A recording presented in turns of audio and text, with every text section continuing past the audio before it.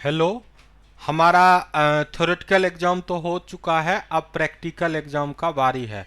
तो practical exam में क्या करना है और प्रैक्टिकल एग्ज़ाम का कोड क्या क्या है। तो प्रैक्टिकल एग्ज़ाम का कोड जब हम देखेंगे तो सब कोड जो है MCS और तो है ही, और उसमें L लगा हुआ है। ठीक है। तो जो PGDCA वाले हैं उनके लिए फर्स्ट सेमेस्टर का कोड है 204205। सेकेंड सेमेस्टर के लिए आप यूज करोगे जो पेपर है उसका कोड है 209210। तो ये कोड है। तो ये कोड हो गया। MCA वाला जो है उनके लिए कोड क्या रहेगा। तो MCA वाले के लिए जो कोड है हमारा, तो ये जैसे MCA वाला का इधर वाला कोड में से आपको जो पाइथन प्रोग्रामिंग वाला कोड है वो कोड करना पड़ेगा, जिनका होगा 201 उनके लिए।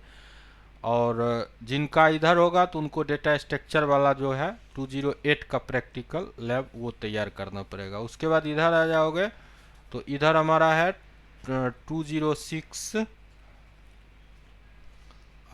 टू 206 नहीं, 216 है। तो हम पहले देखेंगे यहाँ पर क्या है, सॉरी क्या है। तो 216 और 217, और जो आपका सेकेंड सेमेस्टर में यानी MCA फर्स्ट ईयर का ये फर्स्ट ईयर हो गया 216 और 217। और जो सेकेंड सेमेस्टर का कोड लगेगा वो लगेगा हमारा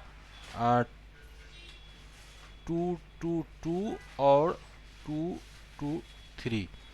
अब क्या है कि इसका इस सब का तैयारी का एक ही तरीका है। आप लोग को सबको मीट पर या जो भी प्लेटफॉर्म जहां अवेलेबल है तो उसका एक लिंक भेज दिया गया होगा। तो एक तो आपको उसका लिंक मिल गया। तो जनरली मीट का लिंक हर जगह स्टूडेंट को भेजा जाता है। तो मीट का लिंक है और उसमें आपको क्या है कि एक स्लॉट, टाइम स्लॉट दे दिया गया है। कहीं पर मतलब 2-3 एवरेज जो है 2 से 3 घंटा का टाइम स्लॉट है। और क्या है कि 2 घंटा के अंदर 8 से 10 स्टूडेंट का बैच, अलग अलग जगह पर अलग अलग बैच साइज है। तो 8 से 10 स्टूडेंट का बैच साइज है। अब क्या होगा कि आप बैच साइज में पहले तो आप पहुंच जाओगे, मतलब ज्वाइन करोगे मीटिंग। जो ये गूगल मीट से जो भी है या जिस भी प्लेटफॉर्म से आपको जोड़ेगा, ऐसे गूगल मीट ही प्रिस्क्राइब है। तो उसमें आपको लिंक मिल गया होगा सबको एक्सेल सीट पर, और वहाँ पर आपका बैच भी दिखा रहा होगा, टाइम वगैरह सब दिखा रहा होगा। तो वो मैं अब किन्हीं का रोल नंबर वगैरह दिख जाएगा, नहीं तो है तो मेरे पास भी, बट आप सबको वो मिल गया होगा वो स्लॉट टाइप से कि टाइम ये इतना रोल नंबर से इतना रोल नंबर, इतना इनरोलमेंट मतलब नंबर से इतना नंबर, इसका ये टाइम है और ये इसका लिंक है। तो मतलब जो है 8 से 10 स्टूडेंट का कॉमन लिंक रहता है। तो आपको यहाँ पर क्या करना है कि अपने टाइम पर जाके ज्वाइन कर गए। अब ज्वाइन कर गए, अब आता है मेन चीज़ कि अब क्या करना है। तो ज्वाइन करने के बाद क्या करना है कि वहाँ पर जो प्रैक्टिकल का आप तैयारी करोगे वो सब, इस जितना भी पेपर देख रहे हो ये सब थ्योरी का प्रैक्टिकल है। कोई भी ऐसा पेपर नहीं है जो कि डायरेक्ट प्रैक्टिकल है। तो जैसे आप जितना भी देखोगे, जैसे मान लो पाइथन का और ऑपरेटिंग सिस्टम का है, तो ऑपरेटिंग सिस्टम में क्या है, ऑपरेटिंग सिस्टम में है लिनक्स और विंडोज का। तो आपको लिनक्स विंडोज रहेगा। इसमें जो रहेगा इसमें सी का और पाइथन का रहेगा। तो आपको अपना इसके अकॉर्डिंग जो है वो करना पड़ेगा, मतलब कि प्रैक्टिकल। तो इसमें प्रैक्टिकल में अब क्वेश्चन कहाँ से पूछा जाता है। क्वेश्चन पूछने का कोई भी ये नहीं है क्या कि कोई प्रिस्क्राइब है कि ये क्वेश्चन कोड तो या ऐसा कुछ चीज नहीं पूछ सकता है जो कि फिजिकल में पॉसिबल नहीं हो। जो भी पूछेगा वो ऐसा ही चीज जो कि ट्रिकी हो और जो कि जिसका कि आप जवाब ओरल दे सकते हो। क्योंकि जब पहले जब लैब होता था तो लैब में जैसे बच्चा को कुछ कोड दे दिया तो वो कोड भाई बना के दो, या इस टाइप से कोई सेगमेंट दिया बच्चा बनाया तो उसको पूछा जाता था उसी का कॉपी लेके कि भाई इस कोड को आपने कहाँ से लिखा, या ये किस लॉजिक से है, या इसमें आपने क्या लगाया। अब आपको मीट पर ऐसा सुविधा तो ऐसा आप नहीं कर सकते हो। मीट पर जो भी होगा वो आपको मतलब विजुअल ही होगा। तो जो भी होगा वो एक बैच का होगा। अब एक बैच में क्या होता है कि वो आपको बीच में जवाब नहीं देना है। क्या करना है कि ऐसा नहीं कि आप कोई बोल रहा है बस आप भी साथ में बोल दो, तब तो वो जो एग्जामिनर है वो चैंट जाएगा, मतलब वो गुस्सा हो जाएगा। तो क्या करना है, पहले हमको देखना है कि वो खुद वो नाम सबका वो ले लेगा, उसके पास सब लिस्ट रहता है, वो पहले तो आपका नाम ले लेगा और नाम लेके उससे आपसे कोई एग्जाम्पल पूछ दिया या आपसे कोई एक्सरसाइज पूछ दिया।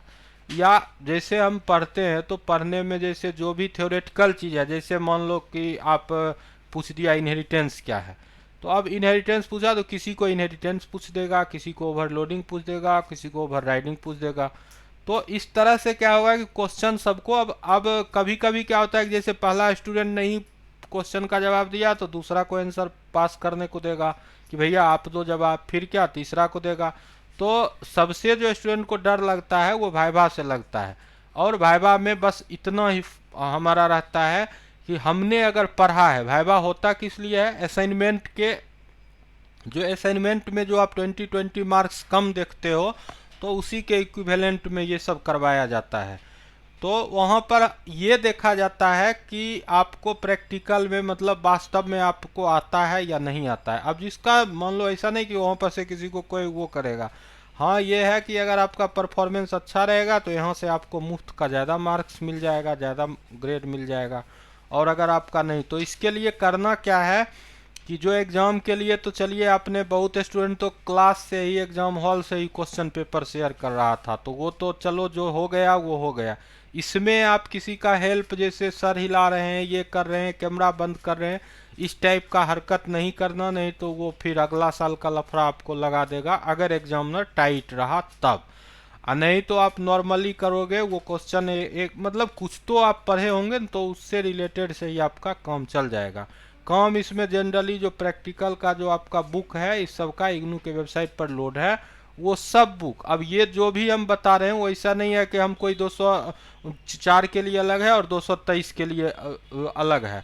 सबके लिए एक ही रूल है कि जो जो उस पेपर का थ्योरी है उसका आप अच्छा से मतलब जो एग्जाम अभी आप हाल में दिए हो तो आप तो कुछ तो पढ़े ही होंगे, तो जो आप थ्योरी तैयार किए हो उसी को बस एक बार जैसे शॉर्ट लाइनर क्वेश्चन जो होता है ना हाईलाइटेड, उस टाइप का क्वेश्चन, डिफिनीशन टाइप का, इक्वेशन टाइप का, फार्मूला टाइप का, इस टाइप का क्वेश्चन आपको प्रॉपर प्रिपेयर कर लेना है 150 क्वेश्चन, और उसी में से आपका काम हो जाएगा मतलब कि 5-10 पेज पढ़ के आप बहुत अच्छा 5 पेज का तो लिस्टेड क्वेश्चन। जैसे मान लो कि अब 216 है तो उसमें क्या पूछेगा, तो एल्गोरिथम है तो एल्गोरिथम में क्या पूछेगा, तो आपको पूछ देगा कि ये हॉफमैन कोडिंग क्यों होता है, तो कहोगे कि आपको डेटा इनकोडिंग के लिए होता है, ये डेटा कंप्रेशन के लिए।